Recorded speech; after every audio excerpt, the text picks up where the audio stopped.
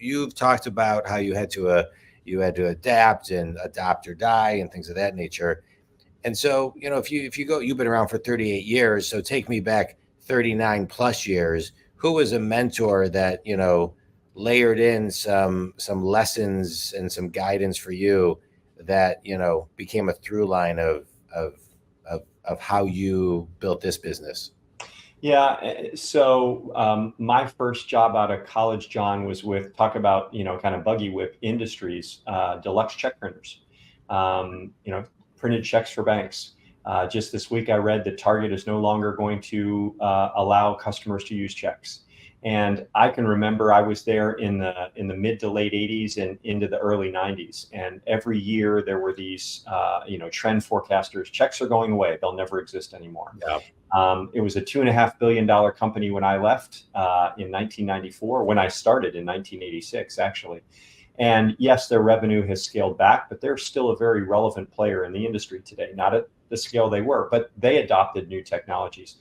Deluxe had an exceptionally strong formal sales training process, and I was fortunate enough to be in that process.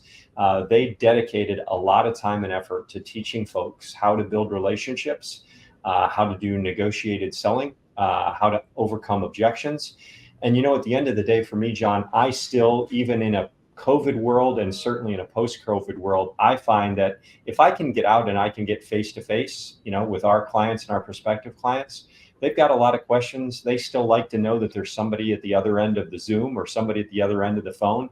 And I've used those skills that I learned in the late 80s with deluxe check printers, who were heavily invested in how to train salespeople to build relationships, because at the end of the day, people buy from people they like. Yeah.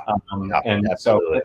So that's kind of been the core of one of the strongest things that I've learned in my 38 years. Yeah. Yeah. Training is really important. You just got to make sure you hire the right person that is trainable and coachable. Yes. I think today, one of the things I see when I'm in companies is that they're reactive when it comes to hiring, not all the time, but a lot of times. And they hire really, really, really good, not necessarily great, because they're desperate to fill a role or a seat.